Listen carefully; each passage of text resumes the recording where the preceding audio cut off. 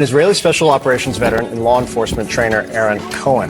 Aaron Cohen, a counter-terror expert, former member of the Israeli Defense Force. Israeli Special Operations veteran, counterterrorism analyst, Aaron Cohen. Aaron Cohen, former member of Israel's Special Operations Counter-Terrorist Unit. How to react, former Israeli Special Operations veteran Aaron Cohen. Former Israeli Special Ops Counter-Terrorist Unit and Cherries founder Aaron Cohen. More on Israel's imminent ground war. Let's bring in his former Israeli special operator. Well, David, there's an old expression in Arabic, in Palestinian Arabic, and it's bedek al hakawahuk, which means, do you want the truth or do you want his brother?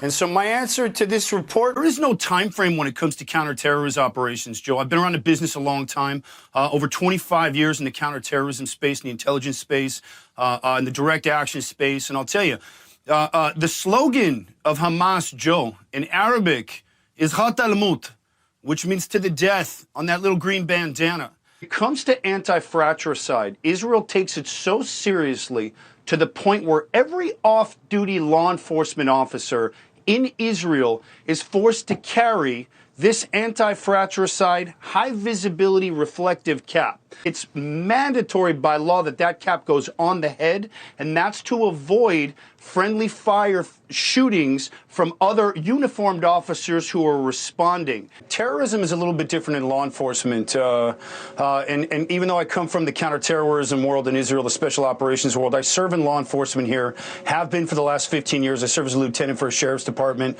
where I train patrol and SWAT and active shooter response. So unlike law enforcement, where things tend to move a little bit slower, investigations have to be a little more slow and methodic in order to peel the can open to really connect the dots. You got to slow things down. With terrorism, you have to flip it, and you have to assume that those are connected. And the reason why is because of the speed at which terrorism operates. And I'm going to cut back to what FBI Director Christopher Wright said. He has not seen this level of threat since 9/11.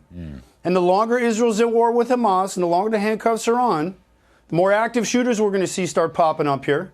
The more pressure is going to be on U.S. law enforcement to be able to respond to multiple threats at multiple locations at the same time. All these proxies, I don't know why we're looking at them as proxies. This is Iran. Yeah. These proxies are Iran. Well, here's why I come out, Liz. I don't think the world really understands, especially this Democratic Party right now with these divides, how dangerous Iran is and what their fundamental motivation is, which is the complete destruction of the West. Israel's dealing with a terrorist organization, as you well know, Hamas, whose slogan, Lindsay, literally in Arabic is Khat al-Mut, which literally translated means till the death. I want to take a minute right now. I've been training law enforcement in this country for 20 years, teaching the Israeli model of counterterrorism. And I want to speak to every chief and every sheriff out there. You better start taking your training seriously. And I'm a big fan of law enforcement, but you really want to have an honest look at your SWAT training. I know that these SWAT teams get together about once a month. So to all those sheriffs and chiefs out there, you better start having a good look at your training, making sure it's behavioral based, making sure you can do point shooting and not get on those sites when you're in that chemical dump, and make sure that you've got counterterrorism based training, because this ain't going to look like Uvalde and ain't going to look like Columbine. This could be several dozen to several hundred of these popping up right now, and you better get serious with your tactics. Behet dosrasi dorim. And I'm talking to my Iranian friend Nasrallah. You're not out of our reach, you know. And to our friend Ismail Khania, you know, enjoy that 6-star hotel in Qatar. You're not out of our reach.